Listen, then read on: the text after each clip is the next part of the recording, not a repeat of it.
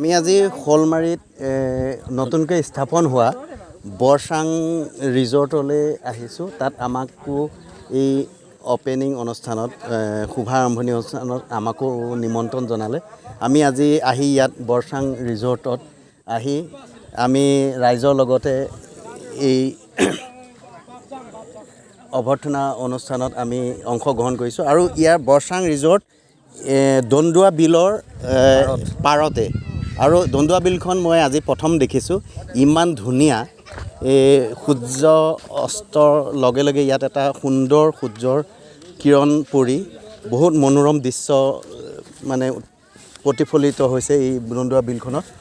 আৰু এই দন্দুৱা বিলৰ বোলে এটা ইতিবৃত্ত আছে। ই যদিও নামটো দন্দুৱা বিল, কিন্তু ই শ'লমাৰী গাঁৱত অৱস্থিত। আৰু আমি শ'লমাৰীয়ে উদীয়মান ব্যৱসায়ী আমাৰ গগন ডেকাই এই দন্দুৱা বিলৰ বিষয়ে ইতিবৃত্তৰ বিষয়ে ক'ব আপোনালোকক। নমস্কাৰ। দন্দুৱা বিলখনৰ ইতিবৃত্ত বহুত ভাবিবলগীয়া, কাৰণ কিয় আমি পূৰ্বপুৰুষৰ পৰা আজিলৈ শুনি আহিছোঁ যে দন্দুৱা বিলখন দন্দুৱা ৰজাই নিজৰ জীয়েকৰ যৌতুকত দিছিল বুলি কয় আমাৰ পূৰ্বপুৰুষে। আৰু আজিৰ তাৰিখতো আমি কেতিয়াবা হাঁহি উঠে, আমাৰ বন্ধুবৰ্গক আমি মাতোঁ কেতিয়াবা দন্দুৱা বিলৰ পাৰলৈ, তেখেতলোকে চিধা দন্দুৱা বিলৰ দন্দুৱাৰ ফালে গুচি যায়। দন্দুৱা বুলি এখন গাঁও আছে আমাৰ। ইয়াৰ পৰা দন্দুৱালৈ কিমান দূৰ? ইয়াৰ পৰা দন্দুৱালৈ প্ৰায় 4 কিলোমিটাৰ দূৰ হ'ব। আৰু কোৱা শুনো আগতে দন্দুৱা মানুহে বোলে যেতিয়া কল কুঁৱা নাছিল তেতিয়া ইয়াৰ পৰা পানী নিবলৈ আহিছে, হয়নে? আচৰিত কথা এইটো, এতিয়া ভাবিলে আচৰিত লাগে আমাৰ। এসময়ত এনেকুৱা আছিলে বোলে, আমাৰ পূৰ্বপুৰুষসকলে কৈছে যে দন্দুৱাৰ মানুহখিনিয়ে পানী এই বিলখনৰ পৰা নি পেলাই তেখেতলোকে ঘৰত ব্যৱহাৰ কৰিছিল। গতিকে এইটো ভাবিবলগীয়া বিষয়। কিন্তু আজি তাৰিখত গতিকে আজিও আমাৰ কেতিয়াবা হাঁহি উঠা বন্ধুবৰ্গক কেতিয়াবা দন্দুৱা বিলৰ পাৰলৈ মাতোঁ, তেখেতলোকে শ'লমাৰীলৈ নাহে, চিধা দন্দুৱালৈ গুচি যায়গৈ। তেতিয়া আমাৰ মানে হাঁহিও উঠে। আচলতে মানে কি, আমাৰ শ'লমাৰী গাঁওখনত এখন দন্দুৱা বিল যে আছে এই কথাটো বহুতে নাজানে হয়তো। কিন্তু আমাৰ এই দন্দুৱা বিলৰ পাৰতেই আমি নতুনকৈ এখন আমাৰ প্ৰিয়াংশু ভাইটিৰ নেতৃত্বত বৰচাং বুলি পেলাই আমি এখন ৰিজৰ্ট আৰম্ভ কৰিছোঁ।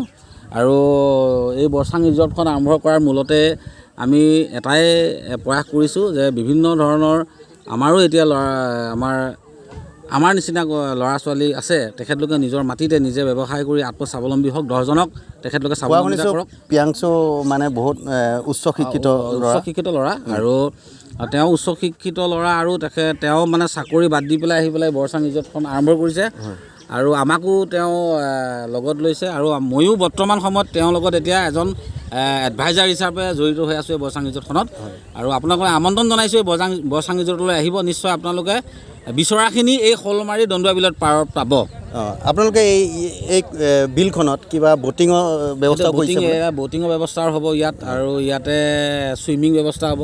চুইমিংটো আমাৰ ৰিজৰ্টৰ ভিতৰত হ'ব। বহুত ধুনীয়া হ'ব এনেকুৱা। আৰু এই বোট আছেও ন? বোট আছে। আৰু আপোনালোকে ইয়াত মেচিন বোট ইউজ কৰিম।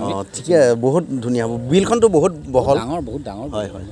ঠিক আছে ৰাইজ, আপোনালোকে আহক, এওঁলোকক উৎসাহ জনাওক। ইয়াত আপোনালোকে মনোৰম দৃশ্যৰ লগতে আৰু দন্দুৱা বিলৰ মাছৰ সোৱাদ ল'ব পাৰিব ইয়াত। আৰু দন্দুৱা বিলৰ মাছ মানে এটা মানে প্ৰচাৰিত মতবাদ আছে যে দন্দুৱা বিলৰ মাছ যোনে এবাৰ খাই পায় সি জীৱনত পাহৰিব নোৱাৰে। আহক আপোনালোকে আহি বৰচাঙত এবাৰ এসাঁজ খাই চাওক। নমস্কাৰ।